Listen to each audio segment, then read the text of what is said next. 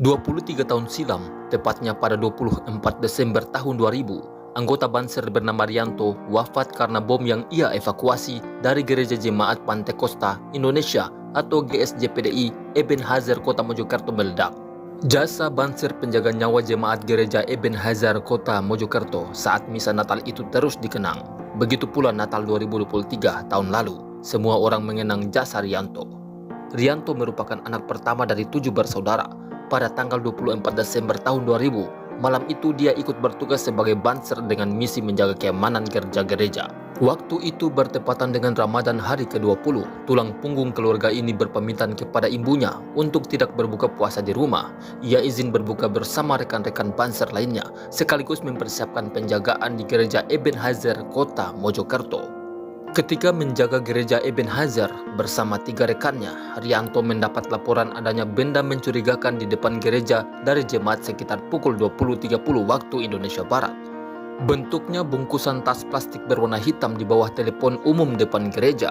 Pemuda kelahiran Kediri 1975 itu lalu berinisiatif mengambil dan menyerahkan ke polisi yang berjaga saat itu.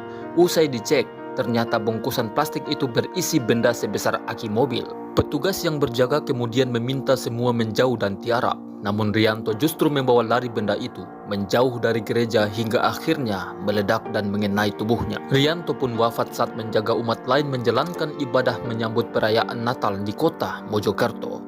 Derai air mata keluarga tak bisa dibendung, terutama sang ibu Kartinem ketika mendengar sang anak meninggal begitu cepat karena ledakan bom. Saat itu ya ibunya tidak kuat, tidak sadar, kaget, sedih luar biasa. Kalau dibilang rindu, namanya ditinggalkan tiba-tiba. Apalagi anak pertama, pasti namanya orang tua ya pasti rindu. Apalagi sikapnya terhadap orang tua, ucap Sukarmin Ayahanda Rianto. Kini keluarga hanya bisa berharap agar sosok anaknya terus didoakan dan dikenang semua umat atas keberaniannya menyelamatkan jemaah gereja yang sedang menjalankan ibadah misa Natal 23 tahun silam. Semoga tiap tahun, tiap waktu malam Natal, dari gereja dari umat beragama mendoakan anak saya. Semoga dikasih tempat yang layak di sisi Tuhan Yang Maha Esa.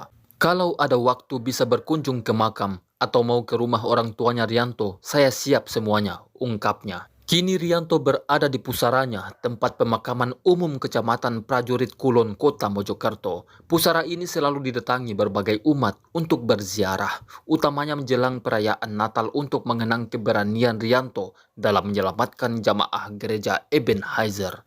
Kini nama Rianto kemudian diabadikan pemerintah pusat sebagai nama jalan di Kota Mojokerto.